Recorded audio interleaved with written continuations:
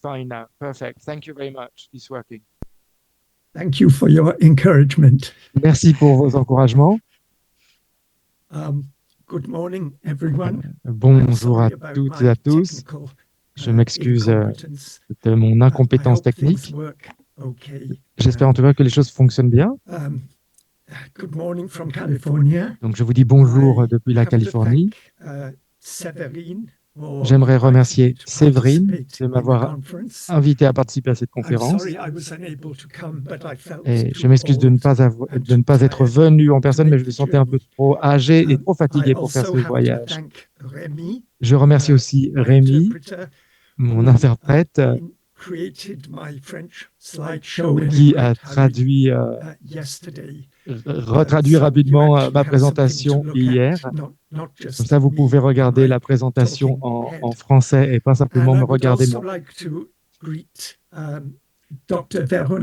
J'aimerais aussi remercier le docteur Véronique Abadi, saluer, qui est l'une des pionnières de la recherche du syndrome Charge. Et j'étais vraiment très heureux de voir son nom sur le programme de cette conférence. Je suis heureux de voir qu'elle est toujours présente et qu'elle travaille. Donc moi, je suis enseignant, je n'ai pas toujours été. Je l'ai toujours été, pardon. Je travaille avec des enfants qui souffrent de surdicécité. Et j'étais très heureux quand je me suis orienté dans ce domaine il y a 41 ans.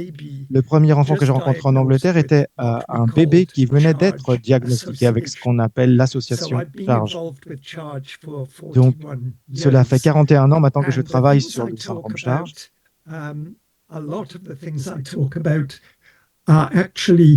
Et ce dont je parle est principalement tiré de mes observations d'un grand nombre d'enfants dans un grand nombre d'environnements. Donc cette diapo, je l'ai écrit en fait au début de l'année.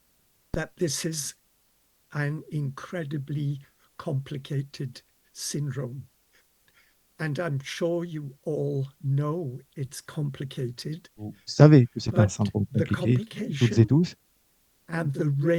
mais les complications et l'éventail des problèmes que nous observons dans ce syndrome imposent d'énormes obligations sur vous, sur vos épaules en tant que famille, et vous forcent à faire des choix. Alors, au début, les choix sont plutôt évidents, car il s'agit vraiment de conditions qui peuvent s'avérer mortelles. Et donc, c'est la profession médicale qui est ici l'acteur clé, le principal acteur à prendre les décisions sur les priorités urgentes. Mais une fois que ces priorités urgentes ont été traitées, il devient plus difficile pour vous en tant que famille,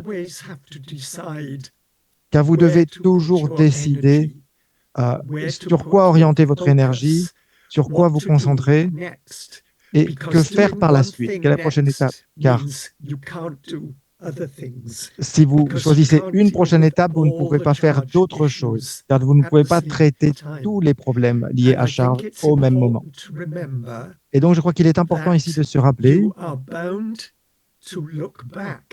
que vous allez forcément vous retourner et vous demander si vous avez fait les choses mal, en fait, si vous avez pris les mauvaises priorités, si vous auriez dû faire d'autres priorités. Mais généralement, il n'y a qu'une seule priorité. En fonction des situations que vous traversez.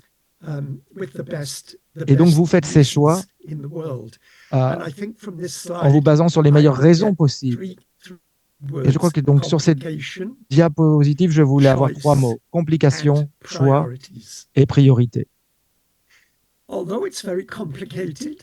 Et donc même si c'est très compliqué, c'est aussi un syndrome qui est particulièrement intéressant. Et cela est tiré d'un article que j'ai écrit il y a presque 30 ans, lorsque je travaillais encore en Angleterre, en vue de rappeler que même si ce syndrome est particulièrement sévère et qu'il engendre d'immenses problèmes, les personnes souffrant de charge ont des capacités extraordinaires. Et cela, on les ignore souvent, on ne les voit pas, on les néglige. Et donc cet article, c'était une de mes tentatives pour dire, regardez de quoi sont capables, ce que font les personnes atteintes du syndrome charge, car souvent elles trouvent des moyens surprenants de s'adapter pour faire ce qu'elles font.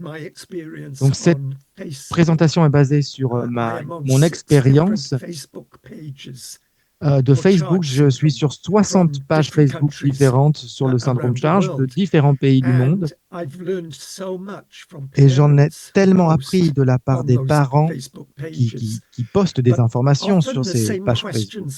Et souvent, les mêmes questions reviennent et reviennent encore de la part des parents. Et donc, j'ai sélectionné 6 des questions les plus importantes qui sèment la confusion. Et je pensais qu'il serait intéressant de faire une présentation sur ces questions et d'essayer d'expliquer, d'y répondre un peu. Alors, j'ai peut-être un peu trop d'informations à partager, d'autant l'heure qu'il est, vous êtes peut-être déjà fatigué car vous avez déjà été noyé sous des informations. Je vais vous en donner encore plus, mais j'espère toutefois que cela vous sera utile. Et donc, nous allons voir ces 6 sujets différents. Alors, le premier sujet, c'est la surdicécité. Et comme je l'ai dit, moi, j'ai été orienté vers le monde de la surdicécité il y a 41 ans. Et le premier enfant que j'ai rencontré avait été diagnostiqué avec le syndrome charge. C'était probablement un des premiers bébés à avoir ce diagnostic en Angleterre à l'époque. Donc, j'ai toujours en fait associé la surdicécité et le syndrome charge. Mais ça n'a pas toujours été le cas. Mais je crois que de plus en plus, nous voyons aussi le lien entre charge et la surdicécité. Par exemple, c'est pourquoi la CRESAM aujourd'hui organise cette conférence en tant qu'organisation pour les personnes souffrant de surdicécité, car le CRESAM est une très bonne position pour offrir un soutien au syndrome de charge. Et moi, comme je suis enseignant, lorsque je pense aux questions éducatives, eh bien, je crois que la philosophie éducative pour les personnes souffrant de surdicécité fonctionne aussi très bien pour répondre aux besoins des enfants avec le syndrome charge. Donc, j'encourage, à chaque fois que je rencontre quelqu'un qui souffre du syndrome charge ou une organisation qui travaille sur la surdicécité, je les encourage à s'impliquer et à différents niveaux. Et même si l'enfant semble avoir une vision partielle ou une ouïe partielle, ou peut-être grâce à des lunettes ou un implant cochléaire, il peut toutefois être utile de s'impliquer davantage avec les services liés à la surdicécité. Un autre article que j'ai écrit il y a quelque temps aussi. Je crois qu'il est important de ne pas oublier que les enfants avec le syndrome charge ne sont pas simplement sourds et aveugles. En fait, c'est tout leur sens qu'il faut prendre en compte. Et moi, j'aime utiliser cette expression multisensorielle et défaillance multisensorielle pour rappeler à tout le monde qu'il ne s'agit pas simplement de la vue et de l'ouïe, c'est l'ensemble des sens.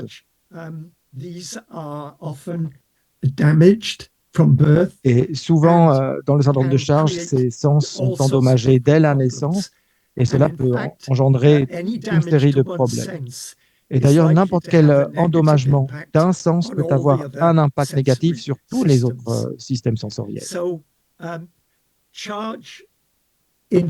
le syndrome charge implique davantage de sens que simplement l'ouïe et la vue, et donc nous devons prendre en compte tous ces sens-là. Et pas seulement le sens du toucher aussi, quand nous travaillons avec les enfants. Et donc ici, j'ai fait une liste dressé la liste des sens. Certains vous seront certainement familiers, notamment lorsque vous étiez à l'école, vous avez appris qu'il y avait 5 sens. Moi, c'est en tout cas ce que j'ai appris. Mais en fait, il y en a beaucoup. Et certains des sens importants ici sont la proprioception, le système vestibulaire et l'interoception. Alors, je n'ai pas le temps de les expliquer en détail, mais je crois que ce serait une bonne idée de vous informer peut-être davantage sur ces sens, car chez les enfants vivant avec le syndrome Charles, il y a des chances que tous ces sens ne fonctionnent pas très bien.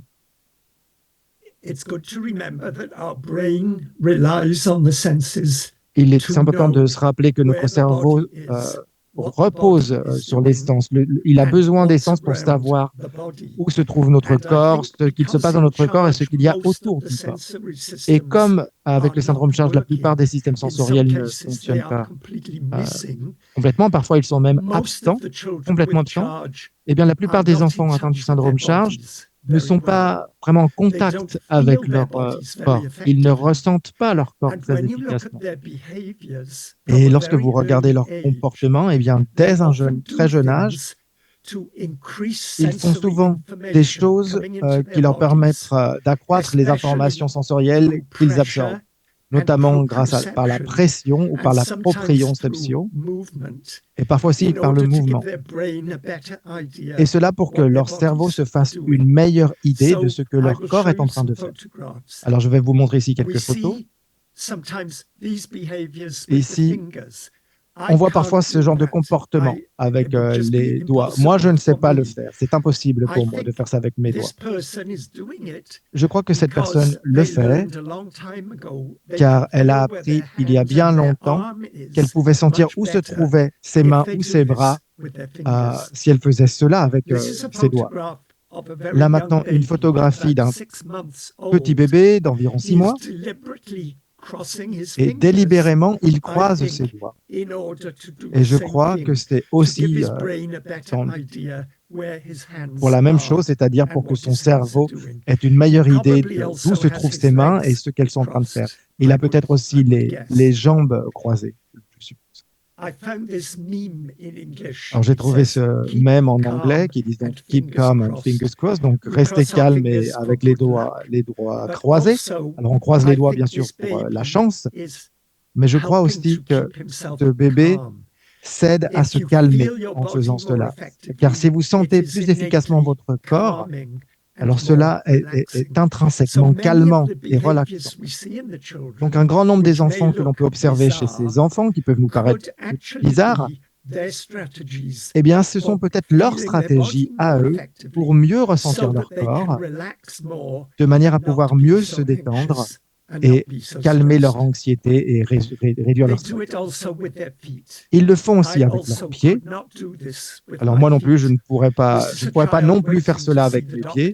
Ça, c'est un enfant qui est dans la salle d'attente du docteur. Il est très typique et comme il est anxieux, eh bien, il prend cette posture. Et là, un autre enfant, bien plus jeune, qui fait exactement la même chose. Donc, ce ne sont pas des comportements inhabituels. Et pour moi, ce sont des comportements adaptifs fonctionnels. Donc, ces enfants ne sont pas bizarres ni fous. Et ces gestes ont vraiment une importance très, très grande. Là, vous voyez un autre garçon qui est aussi dans la salle d'attente du docteur. Et là encore, alors que nous serions assis sur une chaise, ou peut-être que nous ferions les 100 pas, ou nous serions très anxieux et nous respirions un peu trop vite avant de voir le docteur, et bien lui, cet enfant, il fait la planche, car il aime recevoir des informations sensorielles depuis les accoudoirs des sièges dans son corps. Et là, vous voyez ce garçon aussi qui fait quelque chose de très typique de Charles, sa posture est très typique. Donc il plie l'une des jambes et il pose son autre jambe sur son genou et cela lui donne des informations très solides, lui transmet des informations très solides à son cerveau pour savoir où se trouve son corps et son corps est immobile. Et comme ça, il sait aussi qu'il ne va pas tomber. Ensuite, il met ses mains sous le bas de son dos, avec les paumes de la main qui sont aussi vers le bas. et il met quelque chose sur sa tête pour enlever, pour faire comme si c'était la nuit et qu'il peut dormir. Donc, vous voyez, tout cela répond à des défaillances multisensorielles. Et à titre d'information, nous avons un recensement des personnes sourdes aveugles toutes les années aux États-Unis. Alors, celui-ci date de 2017 et il montre la fréquence des enfants, de différents syndromes chez les enfants. Et vous voyez que sur 10 000 enfants, il y en avait 933 qui souffraient du syndrome Charles. Donc, près d'un dixième de la population des enfants atteints de surdicécité souffrent du syndrome Charles. C'est de loin l'étiologie la plus importante avec laquelle nous travaillons. Donc voilà, ça c'était la surdicécité. Deuxièmement, je vais vous parler des troubles vestibulaires. Et donc, dans le livret Charge, qui a été publié par Tim Hartshorne, qui est d'ailleurs avec vous, j'ai écrit un chapitre sur les difficultés vestibulaires. Et il y a un point que j'ai souligné, c'est que ce problème sensoriel particulier est souvent ignoré. Les gens ne le comprennent pas. Et en particulier, ils ne comprennent pas à quel point ce sens est important, son immense importance. Le sens vestibulaire, c'est le principal sens qui nous permet d'organiser efficacement de manière coordonnée. Et donc, dans ce chapitre, j'ai aussi écrit ceci que vous voyez à l'écran. Et j'espère toujours qu'un jour, quelqu'un fera vraiment des recherches sur ces dysfonctions vestibulaires et pourront les rapporter au comportement, car je crois que ces problèmes ont vraiment un impact énorme sur le comportement des enfants. J'espère que je ne vais pas trop vite, mais je garde un œil sur l'heure et je ne veux pas aussi vous empêcher d'arriver à votre repas de soir.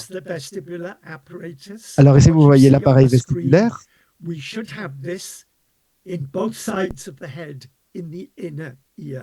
Côté de la tête, dans notre oreille interne.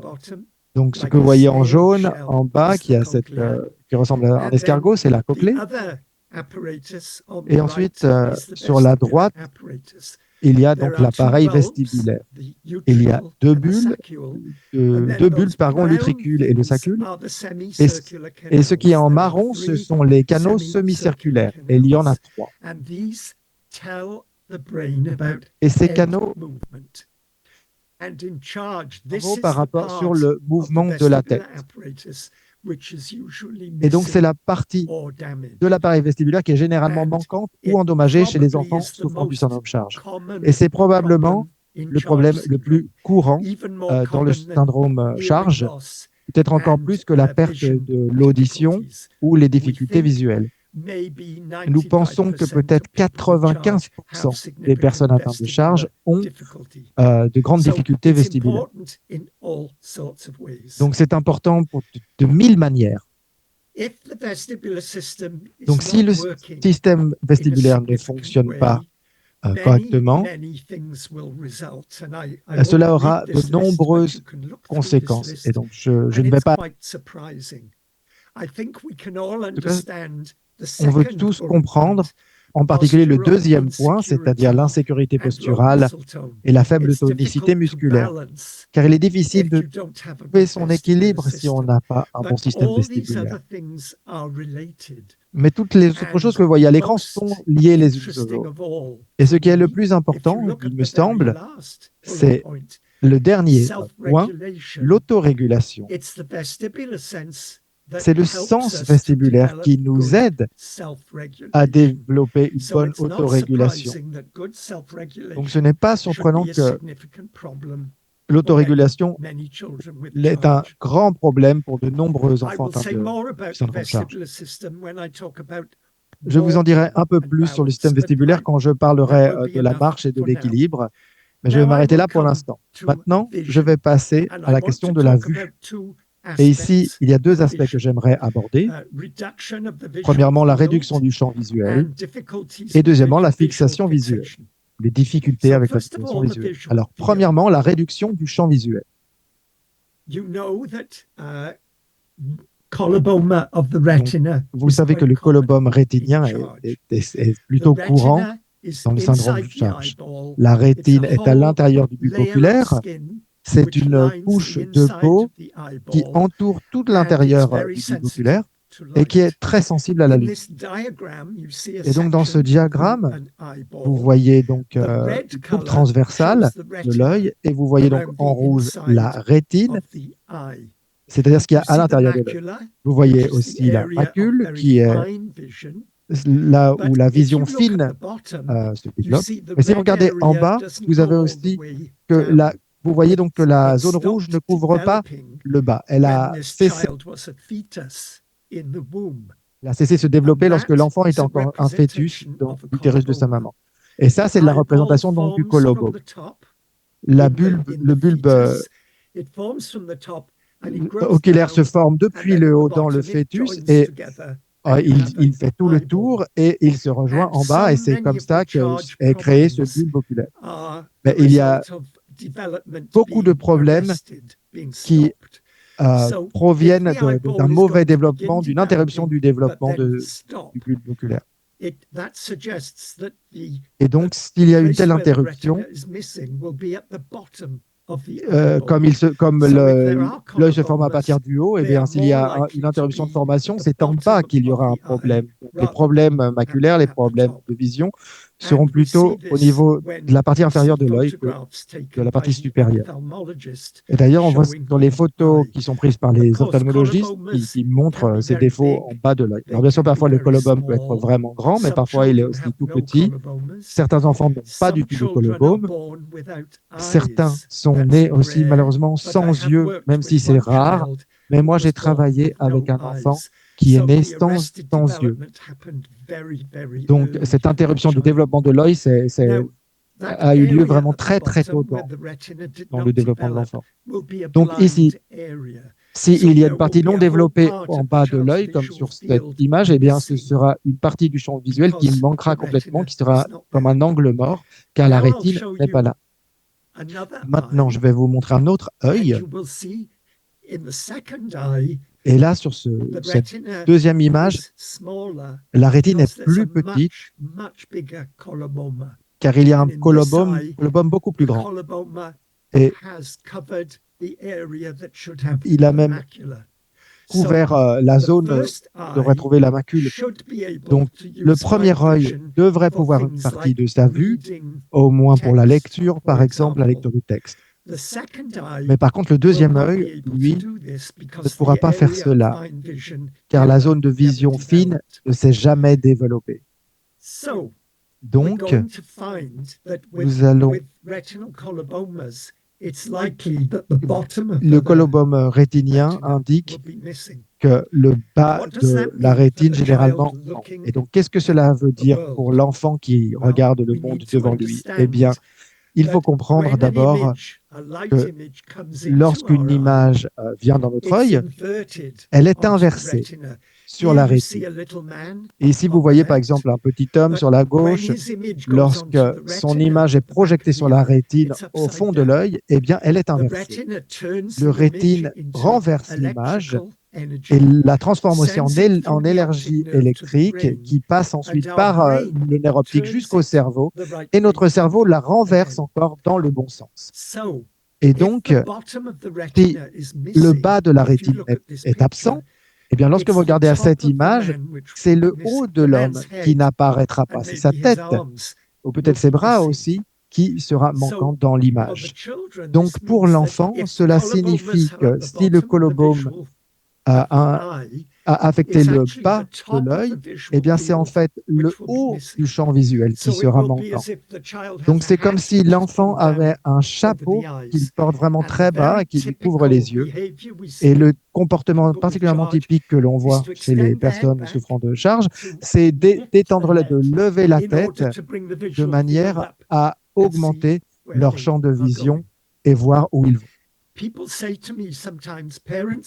Parfois, les parents me disent, Eh bien, on me dit que le champ de vision supérieur de mon enfant est mon camp, et moi, j'ai l'impression qu'il s'agit de la partie inférieure, parce que quand il traverse la chambre, eh bien, il trébuche sur les choses qui se trouvent par terre. Il peut, par exemple, se prendre une chaise ou une table, et donc je pense que c'est la partie inférieure de sa vue qui manque. Ce qui se passe en vérité, c'est qu'en fait, à cause de ce problème d'équilibre qu'a l'enfant, il utilise en fait sa vue pour s'équilibrer en marchant. Et donc, que regarder une image sur le mur ou une poignée de porte ou un horloge sur le mur, et alors qu'il regarde ces objets-là quand ils marchent, eh bien cela les permet de s'équilibrer. Mais si leur champ de vision se porte sur l'horloge en haut, eh bien ils ne regardent pas par terre pour regarder ce qui se trouve par terre. Il est vraiment important de comprendre cela pour que vous sachiez vraiment le type de traitement que vous avez besoin pour votre enfant, pour qu'il puisse utiliser sa vue fonctionnelle. C'était vraiment une explication très rapide, peut-être pas très bonne, mais je voulais vraiment vous parler également de la fixation de la vue. Nous avons un réflexe que l'on appelle le réflexe vestibulo-oculaire. VOR en anglais. Il s'agit là d'une définition technique, mais je vais essayer de la simplifier. J'ai une image qui se trouve au-dessus de mon portable. Si je la regarde, eh bien, je peux bouger ma tête dans tous ces sens-là. Je peux me baisser, je peux me lever, et ma tête et mes yeux bougent, mais je continue de regarder cette image-là à tout moment. Aucun problème. Quand je bouge ma tête vers la gauche, mes yeux bougent vers la droite pour que je puisse regarder toujours l'image. Quand je bouge ma tête, je déplace à gauche. Et quand je lève ma tête, mes yeux baissent. C'est mon système vestibulaire qui me permet de faire tout cela. J'ai besoin de la vue pour continuer de regarder l'image. Si ma tête et mes images se déplacent, mon système vestibulaire me dit comment bouger mes yeux. On ne sait même pas, on n'est même pas conscient que l'on fait tout cela. C'est tellement naturel pour que le système vestibulaire intervienne, et il le fait de façon si efficace. Et quand le système vestibulaire ne fonctionne pas, eh bien ce réflexe est manquant. Et si vous déplacez votre tête vers la gauche, vos yeux se tournent également à gauche et vous ne regardez plus l'image. Et là, vous devez rechercher l'image. Quand vous mettez debout, vous regardez, vos yeux se déplacent également vers le haut, et donc votre vue porte sur ce qui se trouve au-dessus de l'image. Donc, je dois trouver une façon de garder ma tête et mes yeux fixes pour les stabiliser, pour que je puisse continuer de regarder la personne qui parle ou qui signe, continue de regarder une vidéo sur une tablette ou sur la télé. Et nous voyons ce comportement fonctionnel si souvent et de façon si précoce, où les enfants ont besoin de fixer tout afin de pouvoir utiliser leur vision, leur vue. Ici, c'est une image que j'ai faite dans une conférence qui s'est déroulée aux États-Unis il y a quelques années, et c'est une mère qui a fait cette photo. Il y avait 5 enfants qui jouaient tous avec des iPhones, des téléphones. C'est bien sûr aux États-Unis que ça se passe. Et pour utiliser ces iPhones de façon efficace, ils avaient besoin de se poser par terre latéralement avec la tête sur le sol pour qu'il n'y ait plus de mouvement de tête et des yeux. Et vous voyez ici tous les enfants qui font exactement la même chose. Un garçon plus âgé cette fois-ci, qui a trouvé une façon ingénue. Il est sur un canapé, il s'agenouille de façon latérale sur le canapé, et il a posé sa tête en avant et son front est placé sur le bras du canapé et il regarde en bas à sa tablette et en fait, il a trouvé tout le soutien dont il a besoin. La tête est soutenue par le bras du canapé et ses genoux sont posés sur une surface et il peut se libérer son bras pour faire ce qu'il a besoin de faire sur la tablette. Et j'ai trouvé que c'était vraiment génial. Et parfois, quelqu'un va peut-être lui dire, assieds-toi correctement. Eh bien, s'il le fait, eh bien, il n'aura plus la possibilité d'utiliser sa vision correctement. Donc, vraiment, il faut comprendre pourquoi les enfants font ces choses-là avant de leur proposer des choix alternatifs. Ici, une ado avec qui j'ai travaillé il y a longtemps. Elle a un champ de visuel très, très limité dans un seul œil et elle a d'autres problèmes médicaux et des malfonctions au niveau du système vestibulaire. Elle n'a pas marché jusqu'à l'âge de 7 ans presque. Et elle s'intéresse aux livres. Et dans les écoles, on lui demande de s'asseoir derrière un bureau. Mais elle préfère prendre ses livres et se coucher par terre et mettre sa cheville sur un genou et puis ensuite poser sa main de cette façon-là et ensuite lire. Et en fait, elle n'arrêtait pas de se mettre par terre et on m'a demandé d'intervenir et je leur ai expliqué en fait pourquoi elle faisait ça. Et ensuite, dans la salle de classe, ils ont installé un canapé et là, vous voyez qu'elle est installée sur ce canapé très confortable et elle utilise en fait de façon très active sa vision très très limitée pour justement lire ce livre. Parfois, les positions qu'utilisent les enfants ne semblent pas être très sécurisantes ni confortables. Ici, une fille, sa tête par terre, ses genoux sur le canapé et ses bras également sur le sol. Mais elle regarde de façon active la tablette. Elle s'équilibre dans cette position et elle a décidé que c'était une façon tout à fait efficace de regarder sa tablette. Ici, un garçon qui s'équilibre de façon assez dangereuse sur le bras d'un canapé et encore une fois sur son côté et il regarde en fait une tablette qui est posée sur le canapé.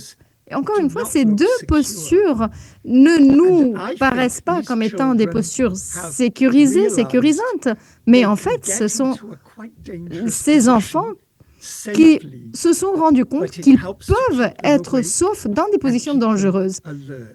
Et cela leur permet également de rester alertes. C'est en tout cas mon interprétation à moi. Et en fait, tous ces enfants font une seule chose. Ils fixent leur corps pour fixer leur tête, pour fixer leurs yeux, afin d'utiliser leur vue de la manière la plus efficace et la plus fiable et la plus confortable possible.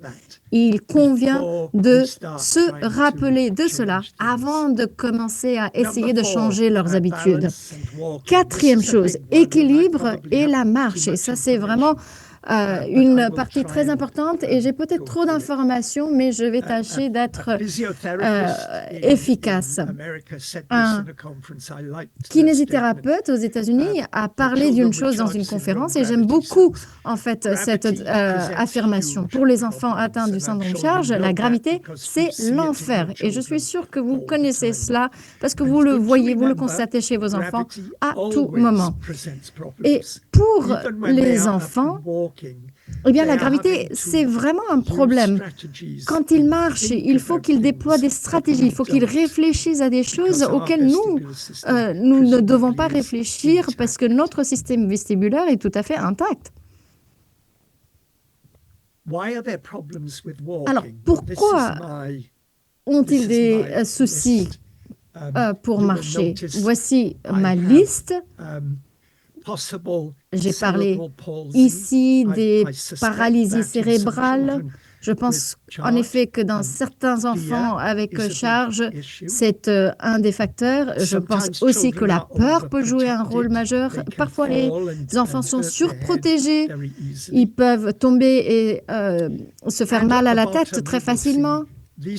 Et puis, en bas, vous voyez que les enfants trouvent finalement d'autres moyens de se déplacer qui sont plus efficaces, plus rapides et moins dangereuses. Tous les enfants que je sais finissent par se mettre debout et finissent par marcher. Ils marchent au bon moment, puisqu'en fait, c'est eux qui choisissent. Nous ne pouvons pas choisir ce moment pour eux. On peut les aider, les encourager, mais c'est eux qui savent vraiment quand c'est bien pour eux de marcher. Parfois, ils ont l'air d'être prêts, mais en fait, ils ne vont pas marcher parce qu'il y a beaucoup de facteurs d'insécurité qui les retiennent. Donc, il faut leur laisser le temps de surmonter tous ces problèmes-là. Je vous ai déjà parlé de l'équilibre et un bon sens d'équilibre vient de 3 systèmes sensoriels, pas seulement du système vestibulaire, mais du point de vue musculaire et des articulations. Donc, en fait, cela peut venir du toucher, mais il y a également le rôle de la vue. Les enfants avec charge, j'en ai vu certains qui peuvent marcher à l'intérieur d'une école parce qu'en fait, il y a beaucoup de lignes verticales. Ils utilisent le côté de la porte, un coin de la salle, le côté de la fenêtre. En fait, toutes ces lignes verticales, visuellement, leur donnent un repère. La partie haute ou la partie supérieure, et cela leur permet en fait de gérer le problème de la gravité. Mais une fois qu'ils sortent de bâtiments d'école, parfois, eh bien très souvent, ils refusent ou sinon ils se mettent par terre. Et moi, j'ai vu des adolescents qui se mettaient par terre et rampaient comme s'ils étaient bébés. Parce qu'à l'extérieur de l'école, eh bien, il n'y a plus ces lignes verticales. Il y a peut-être un arbre, mais trop loin. Et la ligne principale, en tout cas, c'est l'horizon, qui, elle, en fait, est une ligne horizontale. Donc, sachez, rappelez-vous que la vue joue un rôle majeur dans l'équilibre. Et tout ce qui peut être vertical, en fait, permet en fait à l'enfant de mieux gérer sa verticalité et son équilibre. Jean Eyre, c'est un thérapeute, c'est une thérapeute et elle a dit la chose suivante: après l'air que l'on respire, la sécurité posturale est la priorité la plus urgente. Et j'aime beaucoup cette affirmation. Autrement dit, si vous n'avez pas le sentiment de sécurité, si vous avez l'impression que vous allez tomber, eh bien, cela va tout supprimer dans votre cerveau, jusqu'à ce que vous obteniez une nouvelle fois la sécurité posturale. Et donc, il faut vraiment donner le bon type de soutien. La fille, par exemple, qui ne voulait pas se mettre au bureau, mais qui voulait se mettre par terre sur son dos, d'autres enfants qui veulent se poser sur le côté, eux, ils savent très bien la position dans laquelle... Donc peut-être qu'il faudra mettre des aménagements à la chaise. Il faut un petit endroit pour poser les pieds, une chaise qui recule, le dossier de la chaise qui recule. Et peut-être qu'il faudra également apprendre à signer, à leur signer des communications alors qu'ils sont par terre sur leur côté. Alors, l'information manquante qui n'arrive pas jusqu'au cerveau, eh bien, cela peut être très grave. Parfois, les enfants, eh bien, ils oscillent ou ils ballottent de la tête quand ils marchent. Et en fait, toute sensation vestibulaire qu'ils ressentent, ils exagèrent pour donner une meilleure information au cerveau de là où il se trouve. Ils aiment bien porter des choses sur leur tête, soit des choses trop serrées, soit des choses très lourdes. Encore une fois, pour donner l'information au cerveau de là où il se trouve, là où se trouve la tête. Et c'est pour cela aussi qu'ils se tiennent la tête, ils se tapent la tête. Et il y a également des comportements d'ordre oral. Ils se serrent les mâchoires, ils grincent les dents et ils aiment bien mordre ou sucer des choses. Je connais les enfants qui, quand ils commencent à marcher, quand ils veulent marcher, et c'est même vrai pour les adolescents, quand ils doivent marcher d'une salle de classe jusqu'à l'arrêt de bus, eh bien, ils vont récupérer un objet, un jouet ou un crayon, et ils vont le mettre dans la bouche et ils vont continuer de le mordre en marchant. Et parfois, la démarche est étrange, mais ils marchent. Mais si vous leur demandez d'enlever le crayon et ensuite de marcher, leur posture va changer. Plutôt que d'être tout à fait debout, ils vont se pencher en avant. Et plutôt que de mettre les pieds l'un après l'autre, ils vont essayer de le glisser. Et puis, ils vont avoir une démarche un peu oscillante. Et en fait, c'est la pression qui donne l'information au cerveau sur là où se trouve la tête. Ici, c'est un garçon qui fait une pause à l'école. Et vous avez constaté qu'il fait le poirier et il a enlevé ses chaussettes et ses chaussures. Et c'est en fait une façon pour lui de redémarrer son système sensoriel parce qu'on lui a demandé pendant trop longtemps de se mettre sur une chaise. Une enfant plus jeune, toute seule, et un comportement semblable. Et c'est encore plus spectaculaire parce qu'en fait, elle ne peut pas encore se mettre debout. Elle ne peut pas se soutenir seule. Elle n'est pas du tout prête à marcher. Mais en fait, elle est en train de faire cette activité acrobatique puisque elle a ainsi l'information sensorielle qu'elle n'obtient pas en se mettant debout ou en marchant ou en sautant ou toute autre chose que ferait un enfant de son âge normalement. Ici, un autre garçon qui aime beaucoup mettre sa cartable sur sa tête, son cartable sur sa tête. Et c'est un sac à dos, mais pour lui, c'est un sac à tête. Et il y a ces espèces de bretelles qui le tirent. Et cela lui permet en fait de marcher avec une meilleure posture. Oui, ça a l'air très bizarre, mais ce comportement a une fonction. Et ce comportement nous dit qu'il faut que l'on s'assure qu'il obtienne le soutien par la kinésithérapie et par les exercices physiques pour qu'il évite de faire cela le reste de sa vie, tout au long de sa vie. Ici, c'est un garçon, quand on lui demande de faire des choses qui nécessitent une vue fine, il va porter un seau sur sa tête. Et en fait, c'est pour éviter que sa tête bouge trop en faisant cette activité-là. Ici, c'est un garçon. Tim Hartson et moi, on l'a rencontré en Norvège. Il est dans un fauteuil roulant et il met une jambe sur une autre. Et en fait, il joue à un jeu où il recueille tous les coussins et il essaie de les garder en équilibre sur sa tête. Et tout tombe et il rigole et sa mère fait semblant d'être en colère. Et puis, il récupère tous les coussins et puis il redémarre l'exercice. L'activité. Et à l'école également, il fait la même chose. Il collectionne des choses et il les met sur la tête. Et puis ici, vous voyez un garçon qui a un objet très spécifique pour mordre, pour mâchouiller. Et cela lui permet de se détendre et également de regagner du contrôle. Pour ce qui est de la mobilité, maintenant, certains enfants rampent et font des quatre pattes tout à fait de façon régulière, mais d'autres qui se déplacent en fait en s'appuyant sur 5 points, d'autres enfants qui se déplacent sur les fesses, vers l'arrière. Il y a différents types de caractéristiques pour ce qui est la marche. Je regarde l'heure, il me reste 11 minutes, donc je vais couper certains éléments de ma présentation.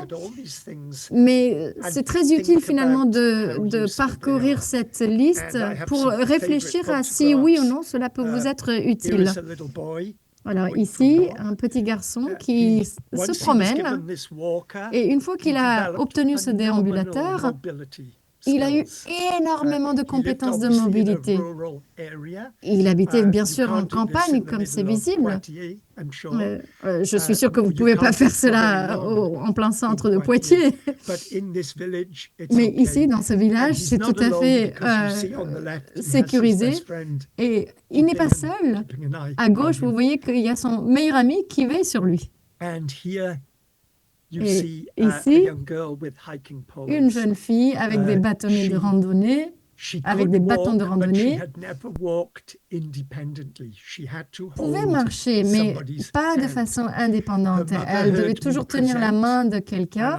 Sa mère a entendu une de mes conférences et moi, j'ai parlé de ces bâtons de randonnée et elle en a acheté. Et puis d'un coup, cette fille a commencé à marcher partout.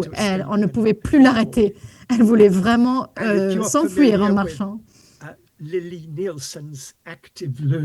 Et ici, c'est le système d'apprentissage actif de Lillie Nielsen. Cet équipement peut être très utile. C'est une petite salle et une petite caisse de résonance en bois. Il est bon de se rappeler que ces comportements posturaux sont souvent rejetés ou sont considérés comme étant bizarres. Mais en fait, il s'agit souvent d'une tentative de résoudre un problème pour l'enfant. Et cela montre également l'ingénuité de l'enfant qui arrive à trouver la solution à tous ces problèmes que je vous ai présentés. Et très souvent, on rate toutes ces informations. Et je dis toujours aux enseignants, eh bien, si ça a l'air bizarre, eh bien, vous devez l'interpréter pour identifier le sens. Et même si c'est difficile, eh bien, vous devez vraiment chercher la meilleure signification possible pour ensuite travailler avec cela. Et j'encourage toujours les gens à observer ce que font les enfants. En tant qu'enseignant, on aime bien regarder ce que peut faire l'enfant, puisque cela représente la base de l'apprentissage pour nous. Mais moi, je dis, quand on arrive trop tôt, à mon sens, il faut prendre du recul, revenir à l'arrière, pour se poser les questions suivantes. Que faites-vous quand vous êtes seul? Et quand je rencontre un enfant nouveau, moi je demande souvent qu'est-ce qu'elle fait, qu'est-ce qu'il fait quand il est tout seul. Et on me répond, eh bien rien. En fait, la réponse, ça veut dire qu'elle ne fait rien que moi, je considère précieux ou important. Mais ce qu'il faut comprendre, c'est que tout comportement est important et source d'information. Alors, j'allais parler également des problèmes dentaires, mais je pense que vous aviez déjà eu une présentation sur le sujet. Eh bien, je voulais féliciter l'organisation de la conférence parce que personne ne parle de problèmes dentaires et vous l'avez inclus dans les sujets abordés. Donc, je ne vais pas rentrer dans le détail de ces problèmes dentaires que je voulais évoquer, mais juste deux dernières choses sur cette liste, c'est-à-dire alimentation par stomie et grincer les dents. Eh bien, le grincement des dents peut être volontaire, encore une fois, une information pour le cerveau pour confirmer où se trouve la tête. Et cela peut aussi venir de la peur, mais cela peut permettre également, en fait, permettre aux enfants de savoir où se trouve la tête. Alors, j'ai des images aussi que je n'ai pas besoin de montrer. Et puis, mon dernier point, et un point qui sera très pertinent pour vous, je crois, parce que je vais parler de la fatigue, mais j'ai bientôt fini. Alors, souvent, on parle des enfants charges comme étant des enfants fainéants parce qu'ils sont toujours couchés, ils placent souvent leur tête sur une surface. Les personnes avec charge peuvent être fainéantes, oui, mais comme vous et comme moi. Mais généralement parlant, ce n'est pas la paresse qui est illustrée par ce comportement. Alors, cela apparaît trop souvent et c'est peut-être en fait la diapo la plus importante que je puis vous montrer. Il y a 21 troubles charges qui peuvent contribuer à la fatigue. Réfléchissez. La déficience visuelle sévère dans un monde voyant, c'est extrêmement fatigant. Avoir une déficience auditive dans un monde qui entend est source de fatigue. Avoir des malformations osseuses fatigue également.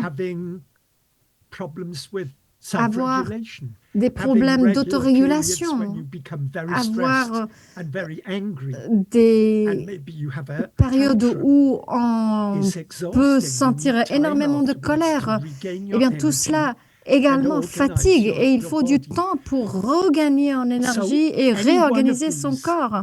Donc, n'importe laquelle de ces troubles peuvent provoquer la fatigue. Et si vous avez deux troubles en même temps, eh bien, vous pouvez être encore plus fatigué. Et parfois, les personnes avec charge peuvent ressentir 10 ou même 15 troubles. Un parent, quand je lui ai montré cette diapo, eh bien, m'a dit « Mon fils souffre de 19 de ces troubles et il est passé par l'école, il a réussi dans les examens, il travaille dans un supermarché et tout cela en ayant 19 troubles. » Et le supermarché avait bien compris cet élément-là et on lui avait proposé un emploi avec très peu d'heures dans la journée, avec des pauses régulières et il avait même un espace pour lui où il pouvait en fait se reposer pendant des périodes de 10 minutes pendant la journée. Donc vraiment, réfléchissez à la fatigue. Et en tant qu'enseignant, je pense que bénéficier d'un bon programme éducatif efficace et de bonne qualité, oui, il faut rester positif, il faut avoir des attentes élevées. On n'est pas là simplement pour encadrer les enfants, on est là pour leur enseigner. Et avec un enfant en charge, il faut plus de réflexion, plus d'attention, plus de concentration, plus d'énergie et plus de temps pour eux que pour nous. Et ma dernière diapo, alors il y a une vingtaine d'années, j'ai écrit que les enfants avec charge peuvent s'adapter tellement bien qu'ils sont capables de mettre en place des stratégies pour gérer leurs problèmes. Et on peut les aider à y parvenir. Mais une fois que l'on a fait ça, on présume, on imagine que tous ces problèmes sont partis. Mais non, ce n'est pas le cas. Son équilibre ne revient pas d'un coup par magie. C'est qu'il le gère bien. Une autre enfant qui avait des problèmes d'ouïe et aujourd'hui elle a un implant cochléaire. Mais non, pour autant son problème n'est pas parti.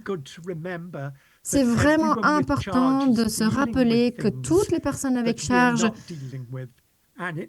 gèrent les choses au quotidien et ce n'est pas toujours évident. Il y a des moments où cela peut devenir visible et nous, on se pose la question pourquoi elle se pose par terre, pourquoi elle est en colère. Eh bien, rappelez-vous qu'il y a toujours des raisons et il faut toujours leur demander quelle est la raison. Eh bien, c'est un miracle, mais j'ai terminé à l'heure. Et encore une fois, je voulais vous remercier de m'avoir invités. J'espère que cela vous a été utile et j'espère également que vous repartez, oui, bien sûr, fatigué, mais j'espère que demain ou encore le surlendemain, vous aurez davantage d'énergie et davantage de confiance pour ce qui est de l'avenir.